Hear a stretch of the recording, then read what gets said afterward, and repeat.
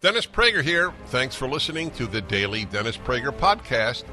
To hear the entire 3 hours of my radio show, commercial-free, every single day, become a member of Pragertopia.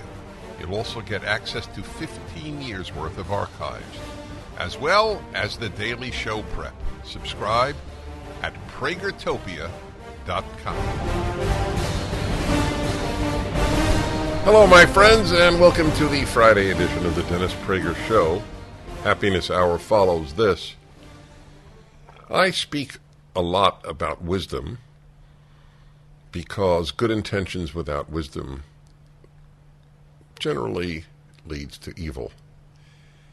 Wisdom is more important than good intentions because it's extremely difficult to find people who think they have bad intentions. Do you know anybody who wakes up thinking, I would like to do bad today? Even people who do bad today don't think that. So the whole notion of having good intentions is, generally speaking, useless. It's worse than useless. It breeds a narcissism because who, as I said, is going to think, gee, I have bad intentions?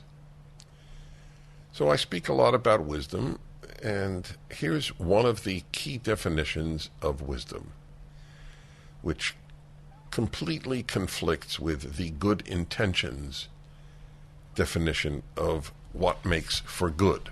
I say wisdom, and our culture, the woke culture, says intentions. I am opposed to racism, therefore I am good. But is what you're doing good? When you ask if you are doing good as opposed to intend good, you are on the road to wisdom. But here's another defining characteristic of wisdom. What are the consequences of my action? The moment people ask that, they drift away from the left. It is the great question that is never asked. What are the consequences of shutting down schools? They didn't ask that. The spectacularly foolish politicians and scientists, and worst of all, public health officials, people who are on the same category as people who get degrees from teachers' colleges. They don't know how to teach, but they do know how to be foolish. I think public health schools, for the most part, produce spectacularly stupid people. Barbara Ferrer is a perfect example in the county I live, Los Angeles County. They don't ask what are the consequences. So let us close schools. Only one country, it's a very, very sad thing, one country asked the question, will it hurt children more than it will help children? That is a question of wisdom. And one country asked it and said, we will not close schools. That country was Sweden. Every other country that I know of shut the schools down and hurt kids terribly, really badly. I don't know if they will recover. I hope they do. I don't know if they will. As it is, most of our schools teach you almost nothing because they're spending too much time. No, because they're spending so much time, not too much time, on teaching children to loathe their country and to express the correct pronoun because they really may not be a boy or a girl. This is what many, many awful, awful human beings called teachers are doing. Some teachers are wonderful human beings, for those of you who do not understand the purpose of generalization. What are the consequences? That is why in April 2020, and you can see it on the internet, I tweeted and wrote a column on the worldwide lockdowns being the greatest mistake in world history. The greatest world mistake, if you will. I made it clear it's not the same thing as an evil, right? Hitler attacking Austria and Czechoslovakia and Poland were greater evils. I'm not talking about evils. Anyway, from Hitler's perspective, it wasn't a mistake. This is a mistake. Masking children, masking adults is a mistake. They don't ask the price paid. Children will not see a face all day in the most impressionable years of their lives. So what? That's the mindset of the fools who guide public health policy. We don't give a damn about children. We only care about better safe than sorry.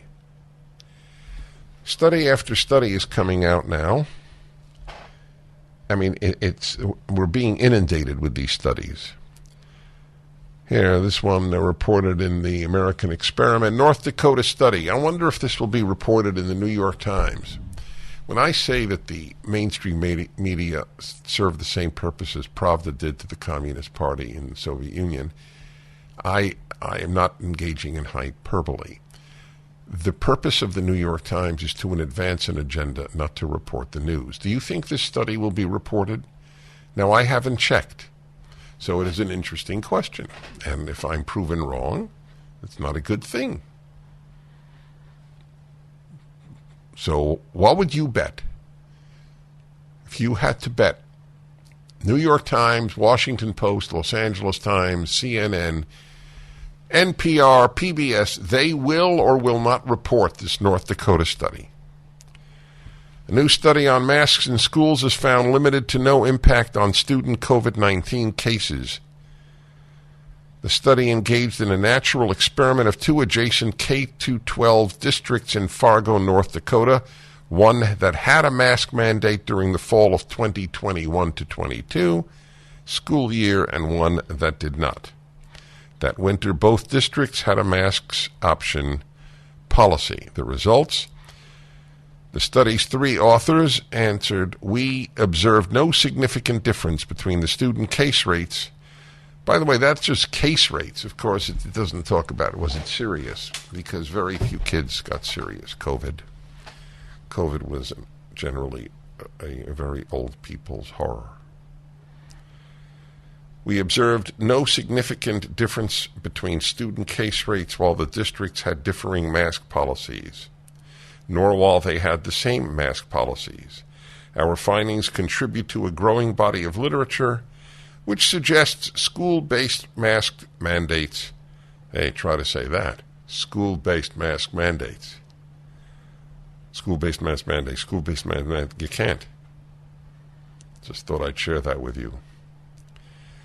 Have limited to no impact on the case rates of COVID-19 among K-12 students. Both school districts studied, Fargo Public Schools and West Fargo Public Schools, have similar student demographics, and so on. The results are consistent with other studies. Multiple observational studies of school mask mandates and a systematic review of medical or surgical cloth masking for influenza. So, just thought I would share that with you. But it doesn't mean a damn thing to these people. As I've told you, the world of the left, since Vladimir Lenin to America today, has always built on the lie. Truth is not a left-wing value. It's a liberal value. It's a conservative value. It is not a left-wing value. So we are told regularly, in another example of a lie, going to wind and solar will create millions of jobs. Really? Electric cars will create millions of jobs? Really? Since the lithium battery that powers the car is made in China, lithium is found in China overwhelmingly. How exactly is it going to make millions of jobs in America? Well, it turns out the Wall Street Journal headline, The False Green Jobs Promise. Ford may lay off 8,000 workers to meet its federal electric vehicle mandate. Yes, it's an amazing thing. People don't want electric cars by and large. So the government of the left forces companies to make them. And so, since it costs so much to make them, they're just laying off workers. To which the left's answer is, so what? Rising interest rates, stock volatility, out-of-control inflation. People are concerned about what the future holds financially. This is Dennis Prager for AmFed Coin and Bullion. There's no better time than the present to move a portion of your IRA into precious metals. Gold and silver IRAs are more popular than ever, and dealers are advertising heavily for your business. You should know there's a right and a wrong way to set up your precious metals IRA. Mistakes could cost you hundreds of thousands of dollars in IRS fines. Nick Grovich, man I completely trust, owner of AmFed Coin and Bullion, has agreed to send you a concise report about how to set up your IRA and how to get the best bang for your buck. Nick and his team will be happy to help you set up your precious metals IRA or review your current account. Call AmFed Coin and Bullion 800-221-7694 for your free IRA report and all your precious metals needs. AmericanFederal.com. That's AmericanFederal.com.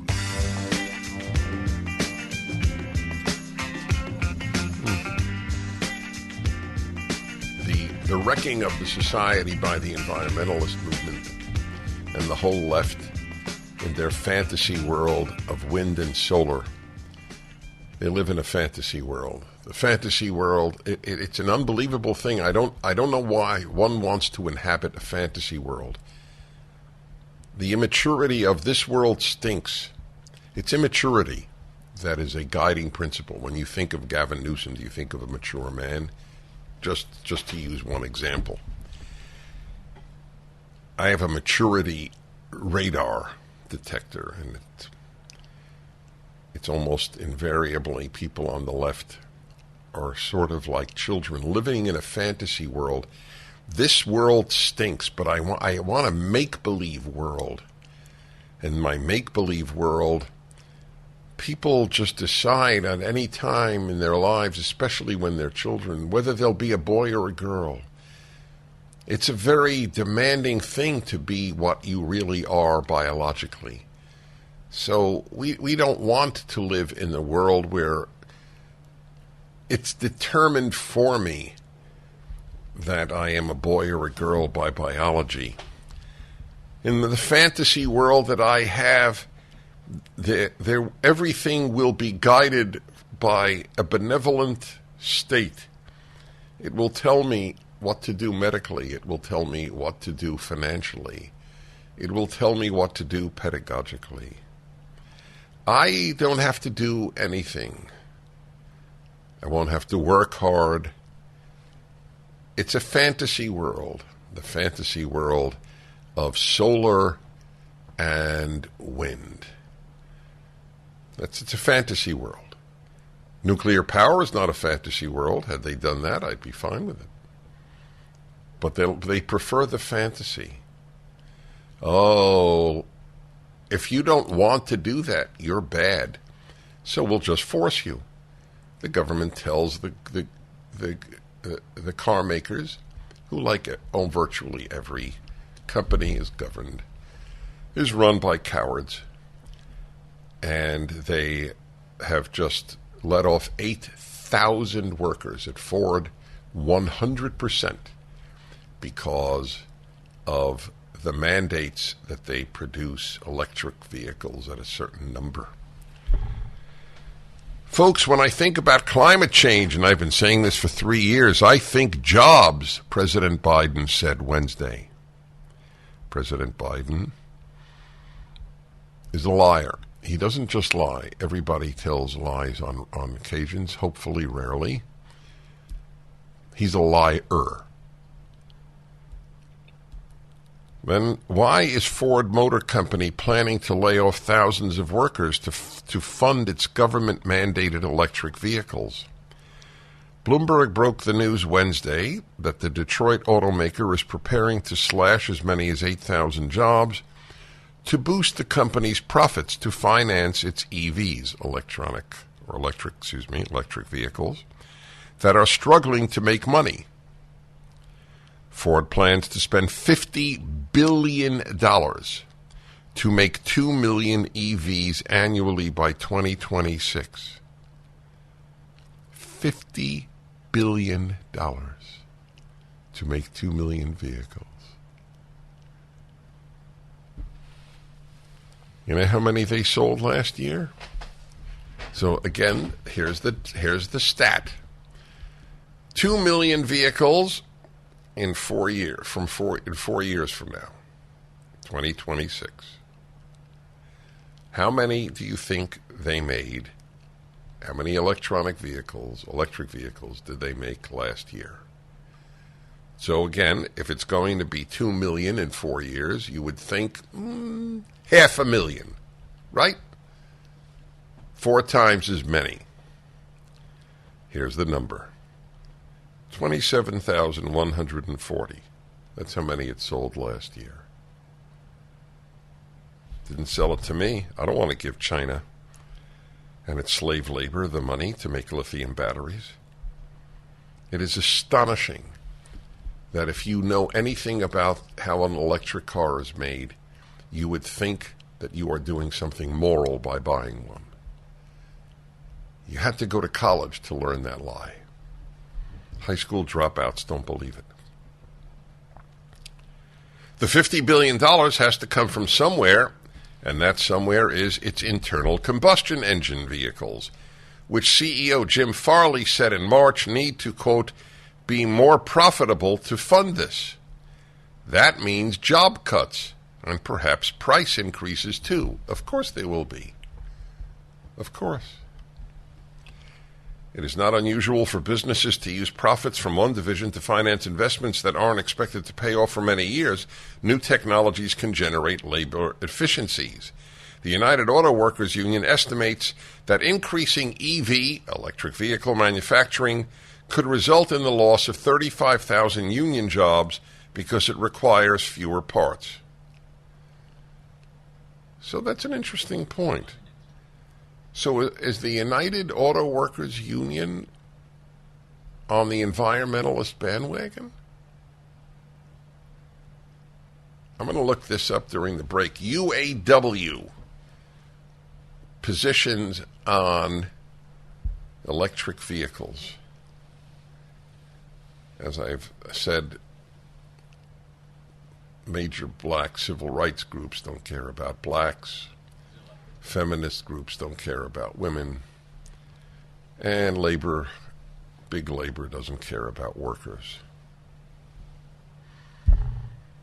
That's the way it works. It's always been that way with the left. They use the group in whose name they speak for money and power.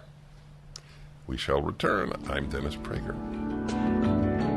Towels just don't seem to dry you anymore. They feel soft and lotiony in the store, but you get them home and they don't absorb. Well, Mike Lindell at MyPillow found that out around 2006, and towels changed forever. He found the best towel company right here in the USA. They have proprietary technology to create towels that feel soft but actually work, and that happens to be true. I use them. They are all made with USA cotton, and they come with the MyPillow 60-day money-back guarantee. 6-piece set, 2 bath, 2 hand towels, 2 washcloths. Regularly $109.99, now $39.99. Just go to MyPillow.com and click on the new radio listener specials and get deep discounts on all MyPillow products, including the towels, by entering the promo code Prager, or call 800-761-6302 for these great radio specials. MyPillow.com, promo code Prager.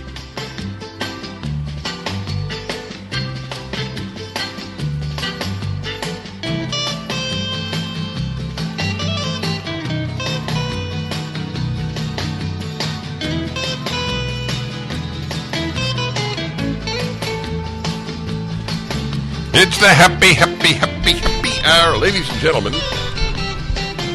I have a moral as well as emotional commitment to the happiness hour because happiness is a moral issue, not just an emotional one. Happiness is a virtue. Original lyrics. It's the happy hour, my friends. It's 1999. Every single Friday, the second hour of the Dennis Prager Show is devoted to happiness. Do you know that periodically I have received an email or even been told in person, love your show, Dennis, but not too keen on the happiness hour. Of course, 95% of people say it's their favorite hour, but that's fine. It's the 5% I find fascinating.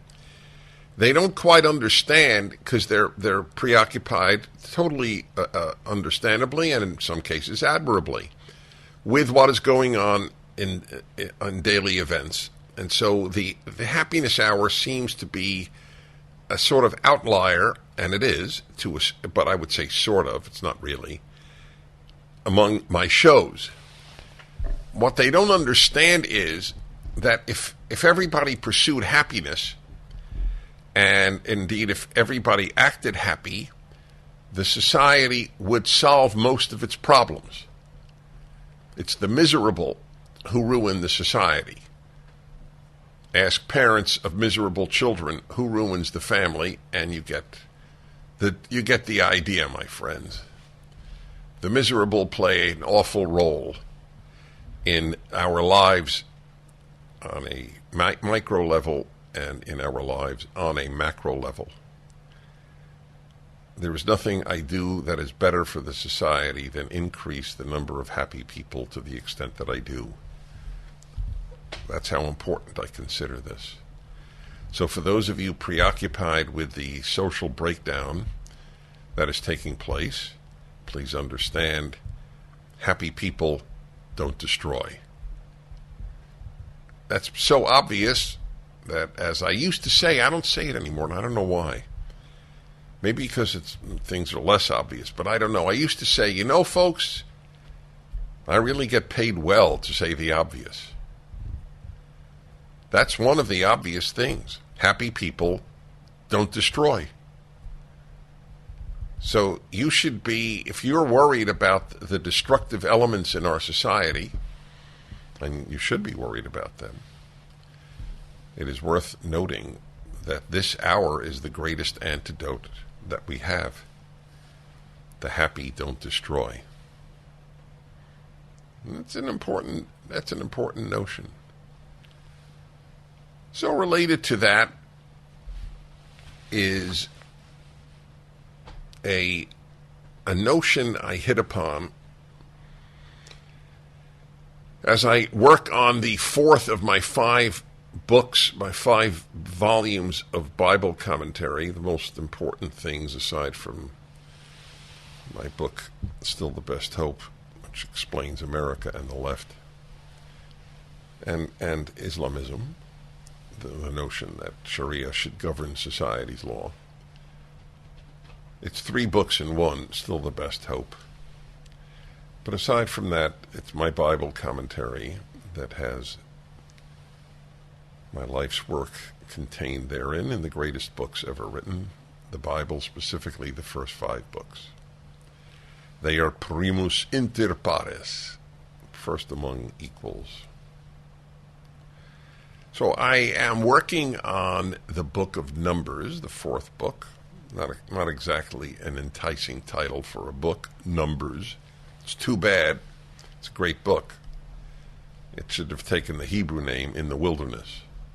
But can't have everything. So there's a story there of Moses sending 12 scouts, called spies in general, to the land of Canaan, which will become Israel, which will become the promised land. And there are 12 because of 12 tribes of Israel. Even if you're an atheist, you should just know it is worth learning from the wisest books ever written. He sends them in, and 10 of them come back with a report. We can't do it. We can't conquer the place. They're giants. We are like grasshoppers compared to them in their eyes. So this God that we believe in, yeah, it's true. 10 plagues in Egypt. Yeah, he split the sea and gave us manna every day, food from heaven, as it were. But this promise he won't fulfill of getting us into Canaan. Okay. One of the commentators of the many, many commentators that I read in order to clarify my own thinking and often learn from them made a very powerful point. The sin of the spies was not simply that they came back with a report that God's promise is useless. We can't get in there. It's a pretty bad thing. Worse, he said, there is one sin that God really does not tolerate: despair. And they spread despair. So I want to devote the happiness hour to combating despair in you when you see what is happening in America and generally in the West. It is easy to despair, and the people who are wrecking the greatest civilization ever made want you to despair. So I want to speak of an anti-despair attitude that you should take for your own happiness and in order to prevail in the battle of our lifetime, the battle to preserve liberty and happiness and joy and the Western world and America. It's a big battle. It's the biggest battle of your lifetime, bigger than any hot war that we have fought, is this internal war. So it's easy to despair when Disneyland won't say boys and girls anymore. You realize the battle is really serious. And I feel it. I feel it just like you do. I combat despair because it is a sin to despair. Reminds me of the old joke told about Calvin Coolidge, who was not a man of many words. After going to church one Sunday, his wife or friend who did not go to church that day said, what did the pastor speak on? And he said, sin. What did he say? He's against it. So, in keeping with that, if you're against sin, you must be against despair. Therefore, more than ever, you have a moral duty to pursue happiness. Until the recent past, I still believe there's a moral obligation to act happy even if you don't feel it, to pursue happiness. Happy people don't destroy. Happy people build. Happy people bring happiness to other people. Think about a miserable child you have and the wrecking of family happiness that has occurred as a result. I, of course, believe that you should not have your happiness be held hostage by your most miserable child. I'm adamant about that. The natural tendency is to be no happier than your least happy child. I believe that you have to fight the natural tendency in that regard. I've dedicated a fair amount of time to that proposition and will certainly do so again. But whatever it is, you know the wrecking that these people can do. Well, you will become a wrecking ball if you despair. It will wreck your happiness and will wreck the happiness of people around you. So how do you not despair? You might have some thoughts on that, by the way. 1-8-PRAGER 776 I do. That's the theme of today's Happiness Hour. It is forbidden from the proposition of the pursuit of happiness, and even from the standpoint of, if you are religious, what God wants from you. And that is not to despair. We resume. So I told you the topic, it's despair, and that you can't despair, which is essentially giving up.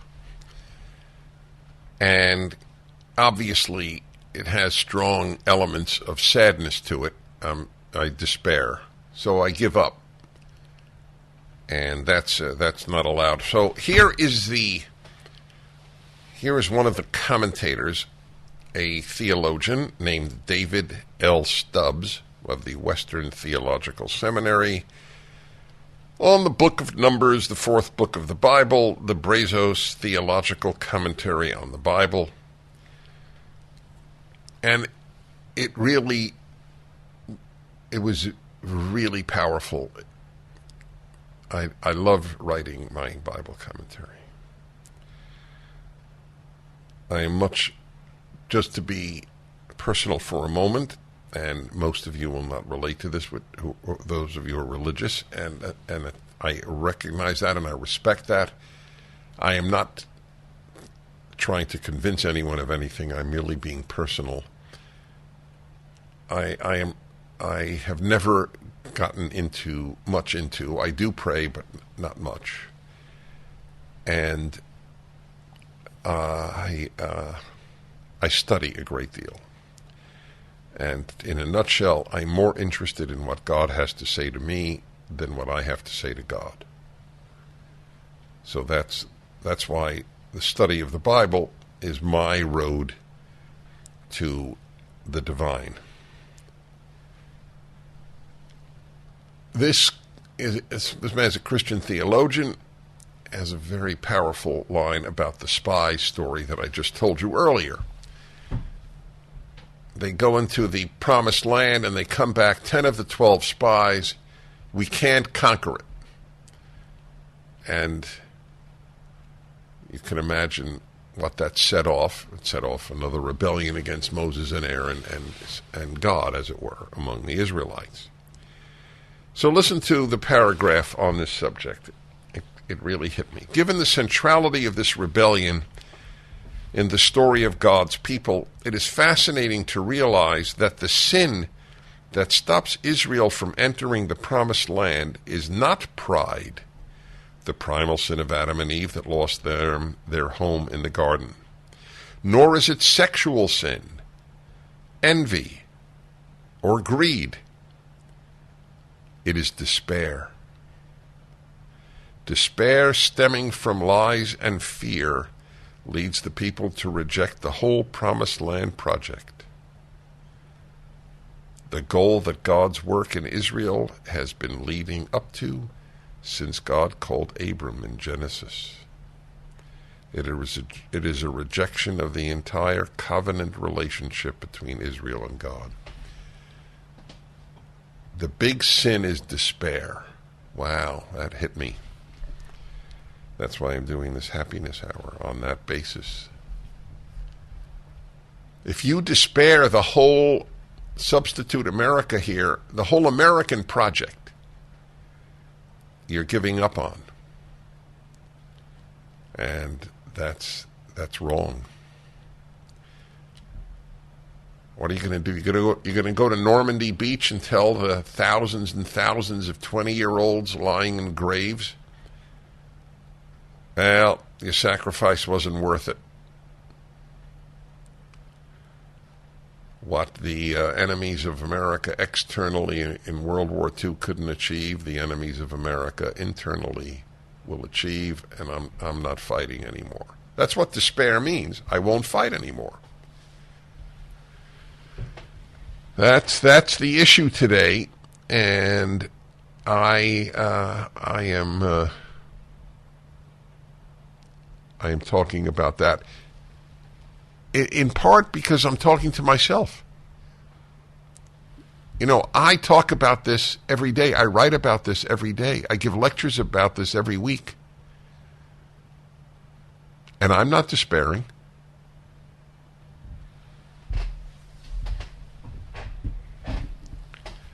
That you can't do. That you can't do. All right, let's see. Charlotte in Walhalla, South Carolina. Hello, Charlotte. Hello, Dennis. And first, let me say it is such an honor to actually speak to you. You give me a lot of joy and hope in these days and times. So thank you for speaking to me. I appreciate that. We're talking about despair, and I'm wondering, I don't have a dictionary in front of me, how you really define despair in the sense of being a sin. I know I'm typically a very positive person, but I do mourn. I am sad over some things, but where is that line where it's actually despair? You mean, what is the definition? Is that what you're asking? Yes, sir. Right. So while you said that, I quickly looked it up, and the first definition that came up, which I think is good, hopelessness. Mm-hmm. Yeah. That's there you go. I think that's right.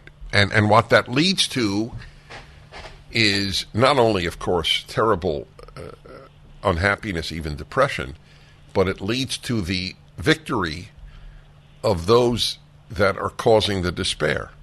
You can't do anything better for the people who loathe liberty and loathe America than despair. That is their dream.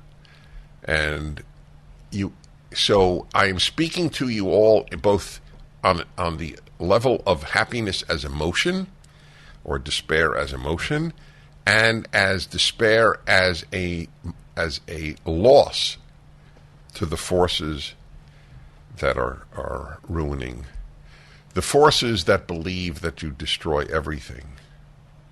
I don't know where it comes from. It does seem to argue for the demonic in the human experience.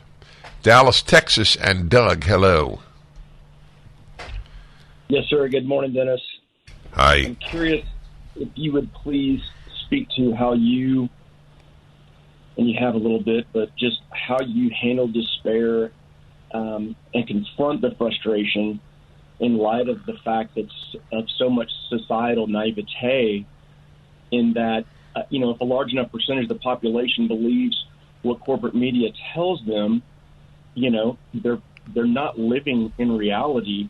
And how do you even begin to explore with those people that what they're being propagandized to believe is just not so? Right. Well, those are two separate issues. How do you fight despair, and how do you fight horrible ideas in the people in your life? Here's a hint. Hug everybody that is a kindred spirit.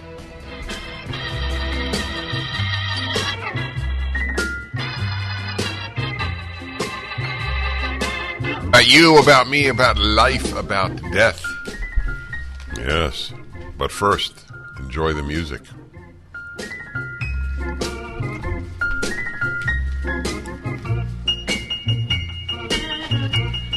Yep, this is the hour, the third hour every Friday, whatever's on your mind. Don't be insulted if I drop your call. It's not personal for any host of reasons. It may just not be a subject I want to talk about. I do talk about everything, but I don't talk about everything.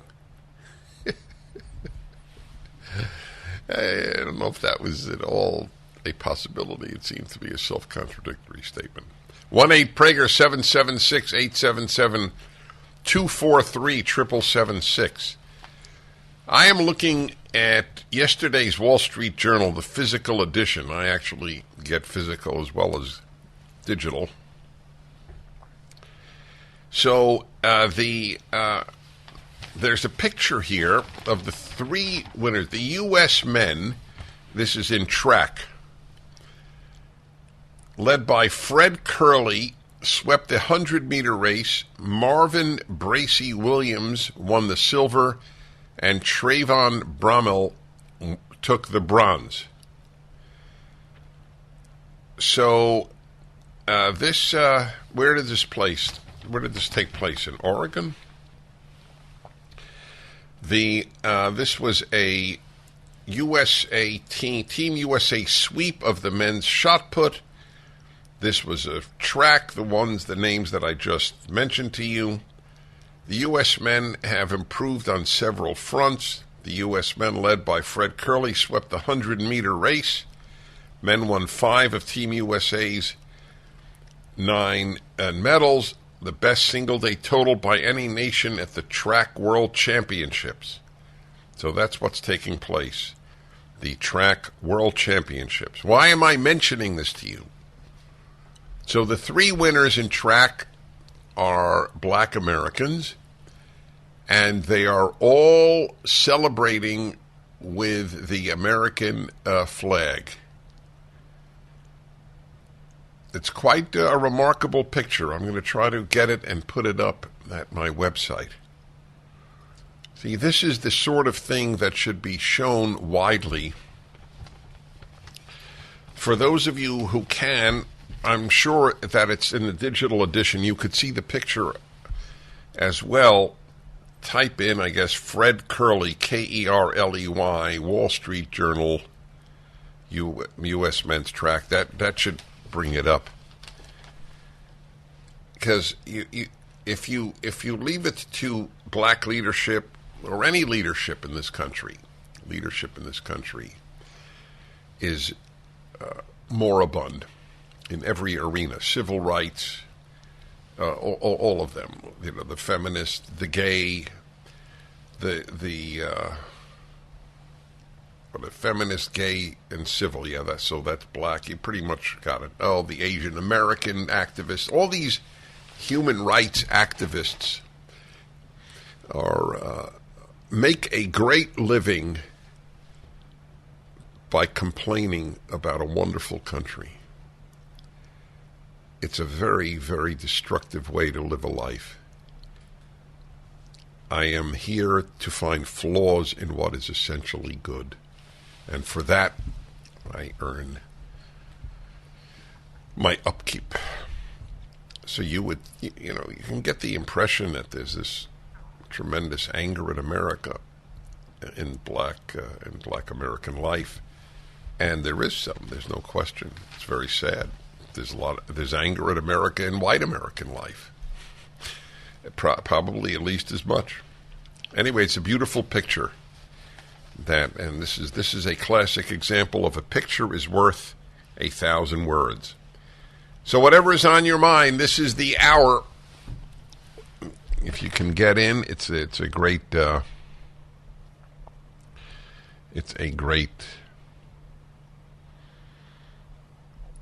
to talk to me about anything. Bakersfield, California, and Jay, hello. Hello. Hello. Hello. Hello. Hello. Hello.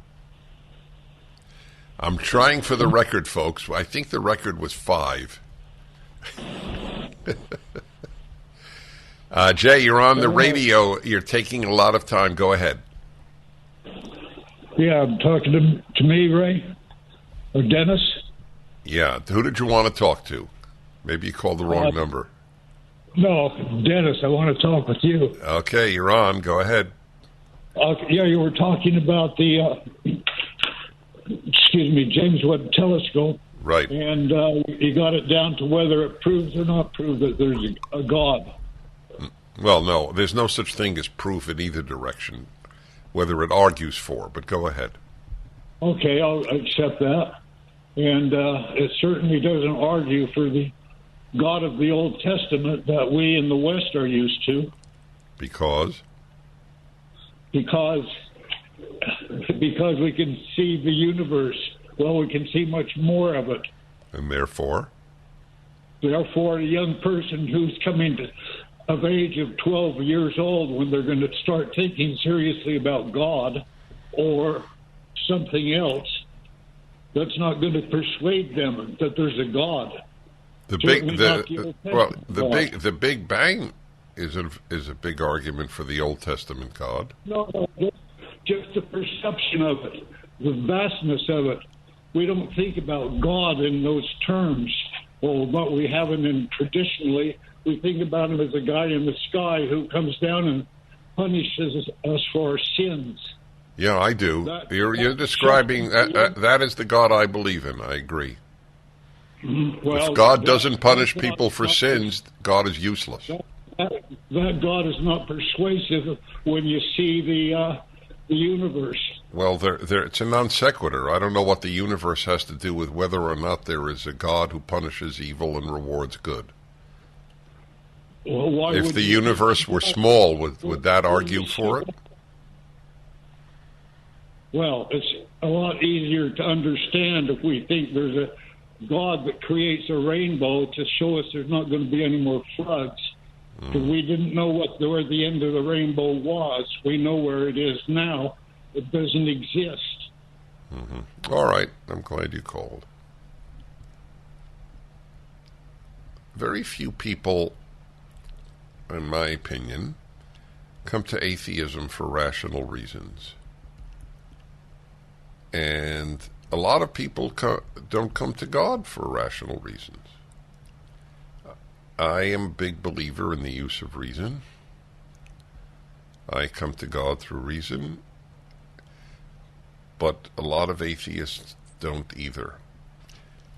You know, and it was an honor. I'll never stop praising this atheist group for inviting me to their national convention, 15 years ago maybe, in Minneapolis. I think it was Atheists United, but I don't remember the name of the organization. It's the biggest atheist organization. To their credit, they invited me to debate the head of their organization. I don't think they ever put it up on the internet, which is too bad. But in any event, at one point I looked at the audience, all of whom were atheists, and I said, would you raise your hand if you ever doubt your atheism? I suspect it's not a question that any of them had been asked before. In other words, if you see the birth of a baby, does that make you think, whoa, that really does seem to be a miracle? Maybe there is a God. Anyway, no, not one hand went up. They never doubt their atheism. I have spoken to many religious audiences, and I've asked them, do you ever doubt your faith? And almost every hand goes up. So I really do believe that more believers, at least in this country, in God have come to God for rational reasons than atheists have come to atheism for rational reasons. And it is not meant in any way disrespectfully, but I think the last call exemplified that, and it's for that reason that I'm even making this point. 1-8-PRAGER-776, we continue.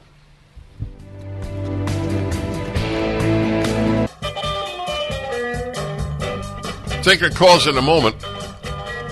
We have a 5-year-old on the line. It happens, but it's rare. I will acknowledge that. But I do have a large, very young audience, interestingly. And now we go to 5-year-old Elisa in Medina, Ohio. Hello, Elisa. Hi. Hi. Hey, Prager. I'm sorry? Hi. Hi. Is your mom is on the line too? We're making Otto's Tales. You're reading Otto's Tales? What? I like to watch them. I like to watch them. Oh, you like to watch them? That's wonderful. So I'm the Dennis in the Otto Tales. Mm-hmm. Good. Yeah. Did you really have gray hair when you were a kid? Did you really have gray hair when you were a kid? I know, that's a very often asked question. And I had very dark brown hair. So that kid is sort of me as a little kid with my white hair. But the glasses are correct. Interesting. It is. I'm glad you watch, and I'm glad you like Otto. I will tell Otto. I will see Otto in a few hours. What? Okay? Tell Mom I said hi. I certainly will. Thank you.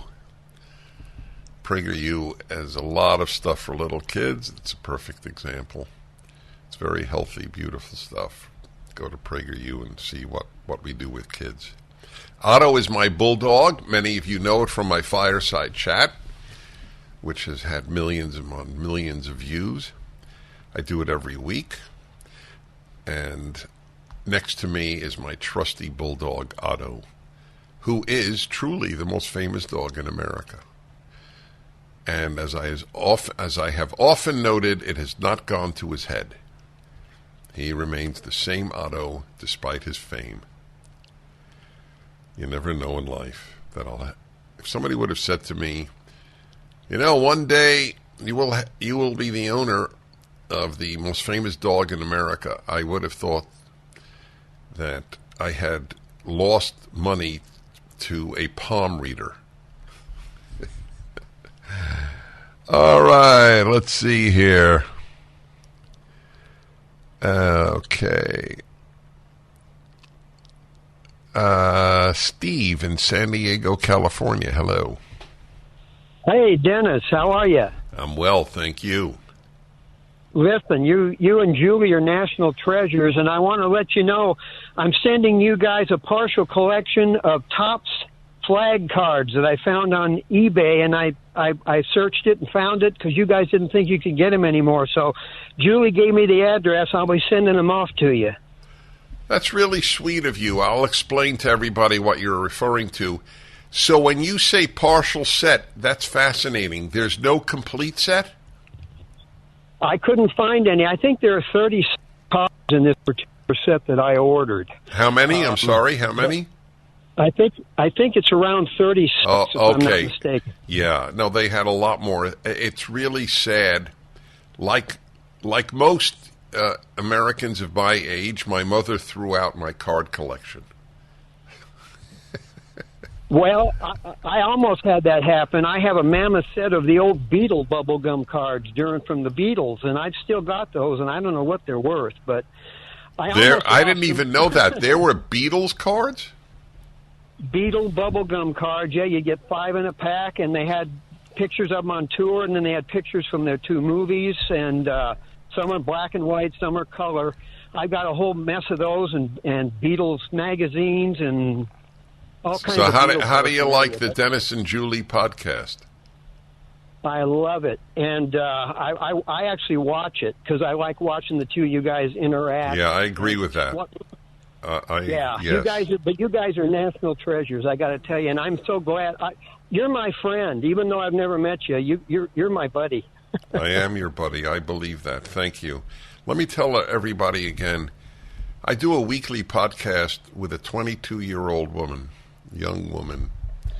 Almost tempted to say girl, but she's an old soul in a very young body. I have found a treasure in finding Julie. And our interaction is unique. I've never co-hosted anything in my life. So go to the Dennis and Julie podcast, and I do think it's worth watching. And I never mislead you. I never say things for sake of advertising or revenue or whatever. If I don't believe it, I don't say it. It's called Dennis and Julie. You can watch it on YouTube, and you can get it at the Salem Podcast. I think it's Network. Is that what it is? Salem Podcast Network? Is that the name? There are a lot of Salem things there. Salem, not just Salem Podcasts. I think maybe that's how you could find it. but I think it's got a bigger name than that. The reason I don't remember is we have Salem News and Salem Podcast and Salem whole host of any. Yeah, that's it. Salem, I knew it. SalemPodcastNetwork.com.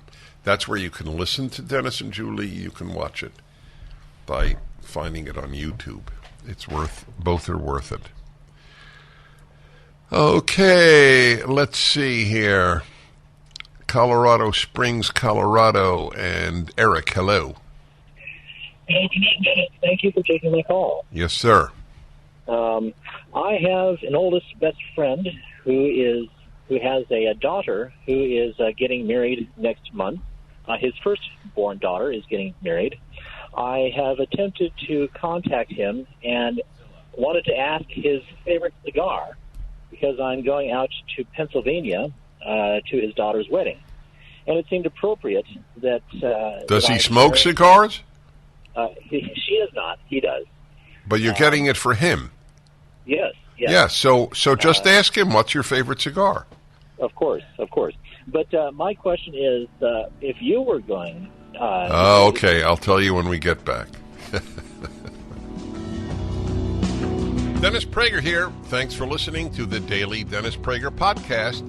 To hear the entire 3 hours of my radio show, commercial-free, every single day, become a member of Pragertopia. You'll also get access to 15 years' worth of archives, as well as the daily show prep. Subscribe at Pragertopia.com.